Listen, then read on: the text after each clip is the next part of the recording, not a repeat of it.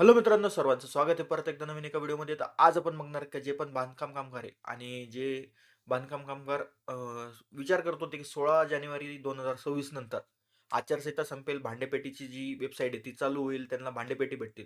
पण यामध्ये अजून एक नवीन मोठी बातमी आलेली आहे का जी पहिली महानगरपालिकेची आचारसंहिता लागली होती, त्यानंतर त्यांनी इलेक्शन कमिशनने, निवडणूक आयोगाने काय केलंय का लगेच जिल्हा परिषद आणि पंचायत समितीची सुद्धा आचारसंहिता लागू केलेली आहे. तर 16 जानेवारी 2026 ते 7 फेब्रुवारी 2026 या दरम्यान ती आचारसंहिता राहणार आहे.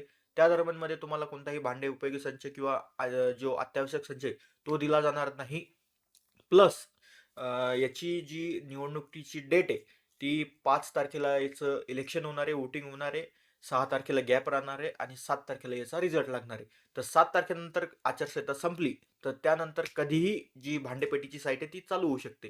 ती चालू ची चालू जर झाली तर ज्यांना ज्यांचे भांडेपेटीचे फॉर्म बाकी आहे त्यांनी फटाफट फॉर्म भरून घेणे, त्यांचे केंद्र निवडायचे आणि तिथं जाऊन त्यांचं ऑनलाईन करून त्यांची भांडेपेटी घ्यायचे. तर एवढंच होतं या व्हिडिओमध्ये. जर हा व्हिडिओ तुम्हाला आवडला असेल तर लाईक, शेअर, सबस्क्राईब करायला विसरू नका आणि बेल आयकॉनला ऑल ओव्हर करा, कारण अशाच नवीन नवीन माहितीचे व्हिडिओ मी तुमच्यासाठी घेऊन येत राहील. जय हिंद, जय महाराष्ट्र.